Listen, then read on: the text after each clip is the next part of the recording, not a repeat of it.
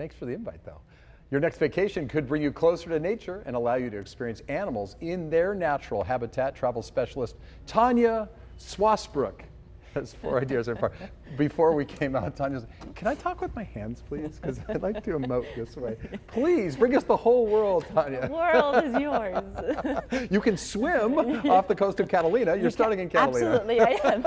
You know, it's funny because... Did I embarrass you? Yeah, absolutely, thanks. But at least we talked about the elephant in the room.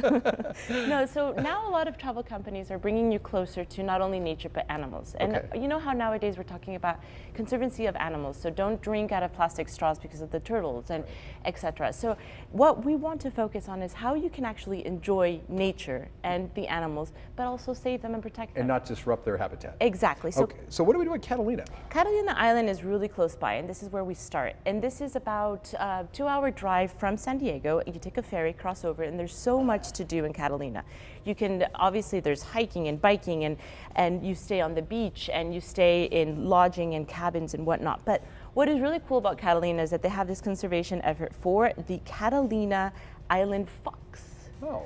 And so what they're doing is a lot of proceeds that go from coming to Catalina are going to protect the Catalina Island fox, which is native to Catalina. And the tourists are kind of confined to one area, right? The kind of the beach area, but it's a pretty vast island that is protected. Correct. It's a very vast island, but most people tend to stick by the beach, obviously, for all of the wild sea life that you have in Catalina. Talking about vast areas, Yellowstone, my goodness, it covers 3 states, parts of 3 states. It does. Mostly it's in Wyoming, but it's about 3,500 square feet of national forest, and it's wilderness. Of course, you go to Yellowstone to do everything that you do from, you know, again, hiking and biking and staying in RVs and tenting, but obviously wildlife is huge here. So you don't even, a lot of people think of wildlife and think of Africa, but you can go right here in our backyard. Look at the nightfall sky. It's gorgeous. Because of so much free land. So what we have here especially, other than the black bears and the elk and the moose and, you know, waterfalls, is our famous bison. This is this only place in the United States where bison have lived continuously since prehistoric times. Can you believe that? Yeah, so you get a sense of what the Western settlers dealt with and saw, right? It's almost going back in time. And funny you mentioned that because there's now a bison management program because we have too much bison. And so when you travel to Yellowstone, you get to be one with them and see them, but they, at the same time, protect them from actually getting too much, too big. All right, this is where you get to use your hands here and take us all the way to Patagonia. Yay! Yeah. So Patagonia is one of the most spectacular places in the world, in my opinion. And how do you get there? You can fly from San Diego to Dallas and then on to Santiago, and that's where most people start from. During the summer, it's really beautiful to go because you have sunlight basically all day long.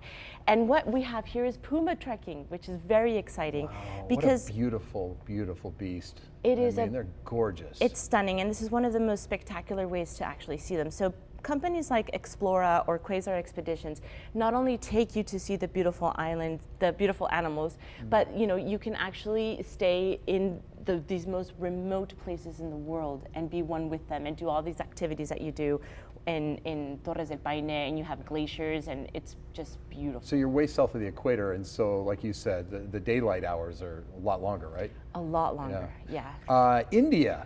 Tell us about India. Talk about an exotic land with exotic animals. I actually want to talk about particularly one animal, which is the tiger. Did you know that there's only about 3,800 tigers left in the world? Wow. They're mostly in India, but of course you have through Thailand and other parts of Asia. But if we continue to decline these numbers of these tigers, they'll be extinct within a decade. Oh my goodness. So this is particularly important to note because companies like Eastern and Oriental Travel, they'll take you from Bangkok to Singapore. There's a train that's 5-night train, and it's actually leaving September 7th. And they take you through all of the traditional habitats. Is this the Orient Express? Yeah, the infamous Orient Express. Wow. Yeah. So there's a movie about this. Yes, even. there is. What, from like the 70s, I yes. believe. And it continues to be actually one of the best trains and best ways to see much of many countries is through the trains. But 20% of the proceeds that these guys get goes to conservation efforts, and there's one particular company called Save Wild Tigers. And this is really important because, again, I mean, 10 years' time, we can see them gone. When you do the Orient Express, they do a bunch of different stops, or you just keep going, right? No, I mean, you stop. you So okay. they kind of they have places where you stop and you can get off and you can see them. So you never come close to them. You never disrupt them.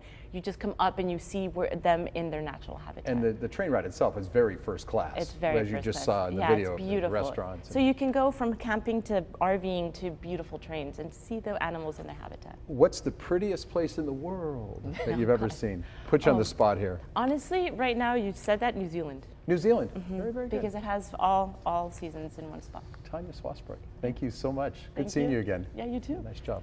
Coming up, Taylor Swift.